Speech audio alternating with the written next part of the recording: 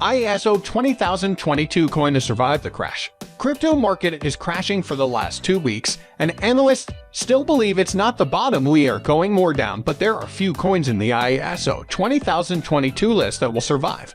But before we get into the details, I would like to welcome you guys back in another video of our YouTube channel TechHub, where you will be always getting your daily dose of crypto news and entertainment. It is also important to note that I am not a financial advisor, and everything in this video is not financial advice. So let's start the video without any further delay with what is ISO 20022.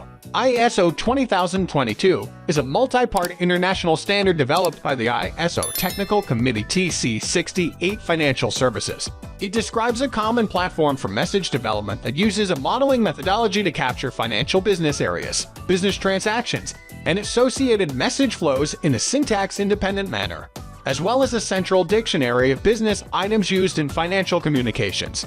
In addition, the message models are converted into XML or ASN1 schemas using a set of XML and ASN1 design rules. When the ISO 20022 XML or ASN1 base syntax is preferred, the resulting models and derived messages are published in the catalog of messages and stored in the ISO 20022 financial repository, both of which are accessible through this website. Now here comes the next question: why is ISO 20022 important?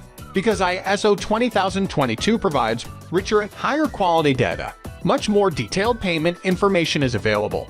This means fewer errors, less manual intervention, fewer delays for end customers, and, in the end, a more efficient, cost-effective, and high-quality payment system and experience for all. Now I hope it's clear to you what ISO 20022 is and why it is so important, so let's move toward the coins that are associated with it to find out which coins are going to survive. What the Federal Reserve is doing has been one of the most talked about topics among investors in recent years. The Federal Reserve, as the country's central bank, has a direct impact on financial markets. Today, it appears that a key ISO 20022 update is encouraging investors to think about a possible ISO 20022 crypto list of tokens that could benefit from this implementation. A new message format for the Fedwire Fund service will be implemented, according to a recent statement from the Federal Reserve Board, FRB. The FRB has invited public comment on this proposed change to expedite its implementation. ISO 20022 is a fast-growing global language for messaging in the cross-border payment space, as previously stated, for big-name cryptocurrencies like Bitcoin. However, some crypto experts believe that this payments infrastructure could prevent various large crypto networks from achieving their goal of becoming a ubiquitous means of transferring money internationally. That's because ISO 20022 nullifies a lot of the advantages that many cryptocurrencies can offer in a centralized setting. Some cryptocurrencies, however, are currently ISO 20022 compliant. So, let's take a look at which cryptocurrencies investors are keeping an eye on in the wake of this announcement. Various experts have identified the following cryptocurrencies as being compliant with the ISO 20022 update, so let's discuss their brief introductions too.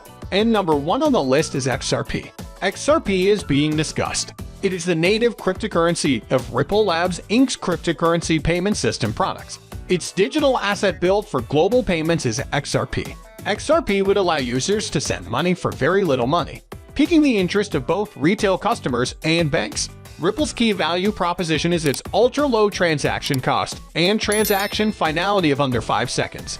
Then comes XDC. The XDC network is a hybrid blockchain with public and private states and interoperable smart contracts that is enterprise-grade and EVM compatible. The XDC network is a fork of Ethereum and JP Morgan's Quorum that uses a delegated proof of stake, a DPoS mechanism to reach consensus, allowing for 2-second transaction times, near zero gas fees, and over 2,000 transactions per second TPS.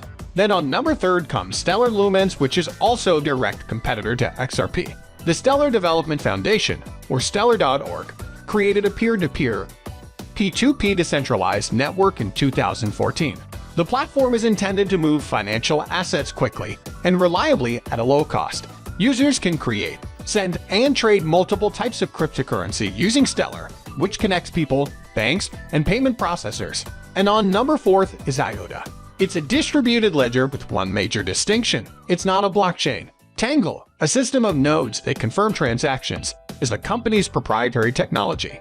This platform, according to the foundation behind it, offers far faster speeds than traditional blockchains and a perfect footprint for the ever-expanding Internet of Things ecosystem.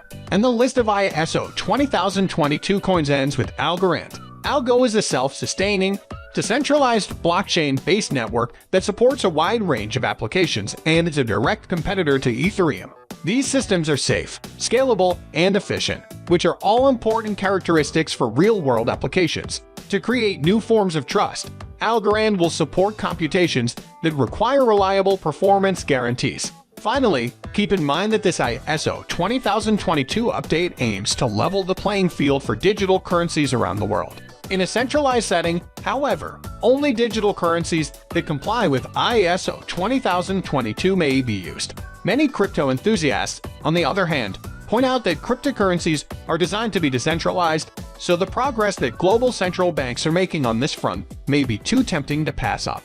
So that's the end of the video, but still, if you have any questions about anything related to any of these coins, so as I always say, do mention that below in the comment box. And also let us know if you want us to make videos on all these coins to explain every detail about them. Now, if you have found the content helpful, then don't forget to give this video a thumbs up, and do subscribe to our channel for weekly content like this. Thanks for watching, and see you in the next video of TechHUB. Until then, goodbye.